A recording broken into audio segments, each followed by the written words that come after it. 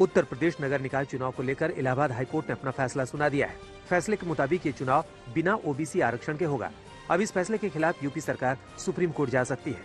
इस मामले पर मुख्यमंत्री योगी आदित्यनाथ ने कहा है कि जरूरी हुआ तो राज्य सरकार हाईकोर्ट के फैसले के तमाम कानूनी पहलुओं पर विचार करके सुप्रीम कोर्ट में अपील करेगी। वहीं उप मुख्यमंत्री केशव प्रसाद मौर्य ने कहा कि पिछड़े वर्ग के अधिकारों को लेकर कोई समझौता नहीं किया जाएगा। हाईकोर्ट के फैसले के बाद विपक्षी पार्टियों ने बीजेपी पर हमला बोला। समाजवादी पार्टी के अध्यक्ष अखिलेश यादव ने आरोप लगाया कि अदालत में सरकार ने दलील ठीक ढंग से नहीं रखी। जो आरक्षण मिलना चाहिए था, अगर सरकार सही तरीके से पैरवी करती, सरकार सही तरीके से पक्ष रखती, तो आज पिछड़ों को आरक्षण मिलता। भगवान राम से राहुल गांधी की तुलना के बाद विवाद होने पर सलमान खुर्शीद ने अपनी सफाई दी है। सलमान खुर्शीद ने कहा कि मैं कौन होता हूं भगवान से तुलना करने वाला। हालांकि उन्होंने ये भी कहा कि मुझे लगता है कि कोई व्यक्ति भगवान के दिखाए मार्ग पर चल रहा है तो मैं उसकी तारीफ ही करूंगा। सलमान खुर्शीद ने कहा कि भगवान को कोई रिप्लेस नहीं कर सकता, लेकिन भगवान के पद चिन्हों पर चलने का प्रयास सब कर सकते हैं और अगर कोई भगवान के रास्ते पर चल रहा है तो मैं उसकी तारीफ ही करूंगा।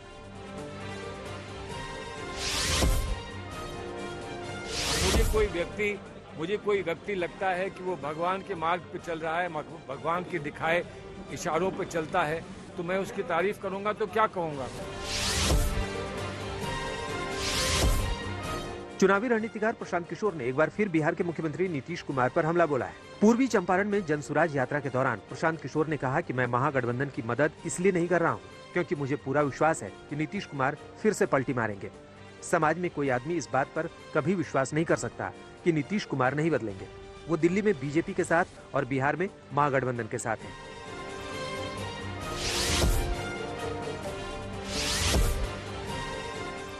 कोरोना की पहली नेजल वैक्सीन को मंजूरी देने के 4 दिन बाद केंद्र सरकार ने इसकी कीमत तय कर दी है। भारत बायोटेक की ये वैक्सीन सरकारी अस्पतालों में 325 रुपए में लगवाई जा सकेगी। वहीं प्राइवेट अस्पतालों में इसके लिए 800 रुपए चुकाने होंगे। ये वैक्सीन जनवरी के आखिरी हफ्ते से उपलब्ध हो जाएगी। केंद्र ने दुनिया की पहली नेजल कोरोना वैक्सीन को 23 दिसंबर को मंजूरी दी थी। नाक से ली जाने वाली इस वैक्सीन को बूस्टर डोज के तौर पर लिया जा सकेगा। सरकार ने यह भी कहा है कि जिसने 3 डोज ले लिए हैं उन्हें अतिरिक्त डोज लेने की जरूरत नहीं है।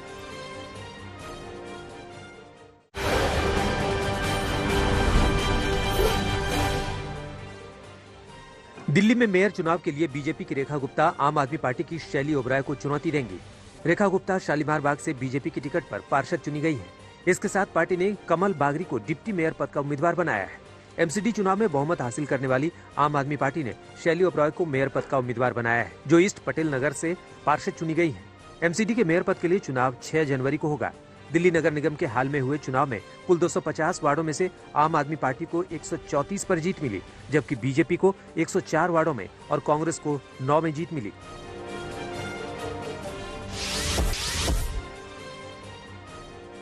महाराष्ट्र के पूर्व गृह मंत्री अनिल देशमुख 1 साल से ज्यादा लंबे समय के बाद जेल से बाहर आ सकते हैं। बॉम्बे हाई कोर्ट ने सीबीआई की उस याचिका को खारिज कर दिया है जिसमें अनिल देशमुख के जमानत वाले फैसले को आगे बढ़ाने की मांग की गई थी। सीबीआई चाहती थी कि उन्हें 3 दिन का अतिरिक्त समय दे दिया जाए, लेकिन कोर्ट ने ये मांग स्वीकार नहीं की। इसके चलते अनिल देशमुख का जेल से बाहर आने का रास्ता साफ हो गया है।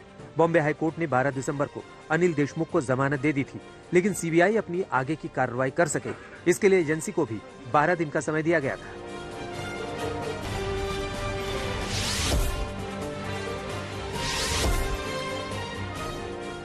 आईसीआईसीआई बैंक की पूर्व एमडी और सीईओ चंदा कोचर और उनके पति दीपक कोचर को बॉम्बे हाईकोर्ट से राहत नहीं मिली है। दोनों ने अपनी गिरफ्तारी को गैर कानूनी बताते हुए हाईकोर्ट में याचिका लगाई थी। हालांकि हाईकोर्ट ने उनकी याचिका पर सुनवाई करने से इनकार कर दिया। वैकेशन कोर्ट ने कहा कि वो इस मामले में दखल नहीं देगा। कोर्ट ने चंदा कोचर और उनके पति को छुट्टियां खत्म होने के बाद रेगुलर बेंच में याचिका लगाने को कहा है।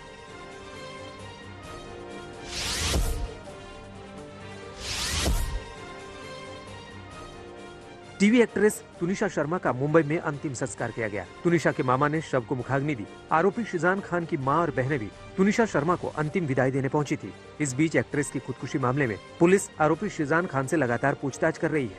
पुलिस अधिकारी ने बताया कि शिजान खान पूछताछ के दौरान रोने लगा जब उससे ब्रेकअप पर सवाल किया गया। पुलिस अधिकारी ने यह भी बताया कि वो रिश्ता टूटने की अलग अलग वजह बता रहा है। इस बीच तुनिशा के सुसाइड के बाद का आखिरी वीडियो सामने आया है, जिसमें कुछ लोग तुनिशा की बॉडी को अस्पताल ले जाते दिख रहे हैं। इस वीडियो में शिजान भी दिखाई दे रहा है।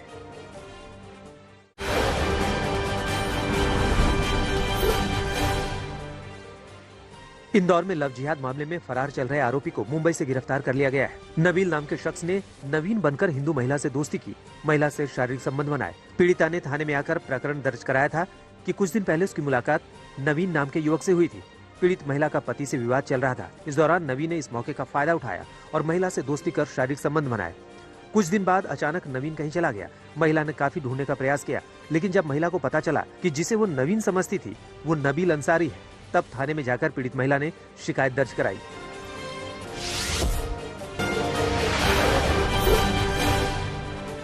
करनाल में अब हरियाणा की पहली ड्रोन पायलट देंगी ड्रोन उड़ाने की ट्रेनिंग। हरियाणा की प्रथम महिला ड्रोन पायलट निशा सोलंकी किसानों को नई तकनीक से जोड़ने के लिए कर रही जागरूक।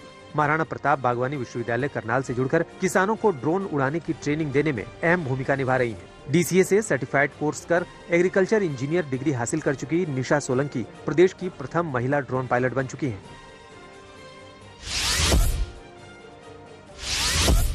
राजस्थान से लगती अंतर्राष्ट्रीय सीमा पर BSF के जवानों द्वारा बॉर्डर गार्डिंग के लिए प्रयोग किए जा रहे ऊँटों की कमी को देखते हुए BSF के DG PK सिंह ने नए ऊँट खरीदने का दिशा निर्देश दिया है।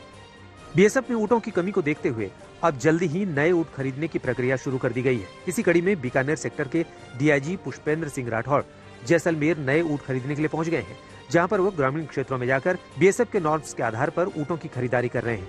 पिछले कुछ समय में 50 ऊँट भी नहीं खरीदे जा सके हैं, जबकि BSF में 300 से ज्यादा ऊँटों की कमी देखी जा रही है।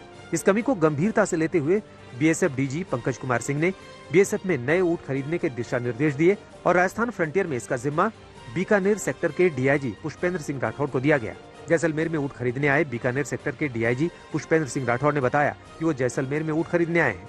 राजस्थान में कुल 177 ऊँट खरीदे जाने हैं, क्योंकि जैसलमेर नस्ल के ऊँट काफी बढ़िया माने जाते हैं, इसलिए वो अपनी टीम के साथ जैसलमेर आए हैं।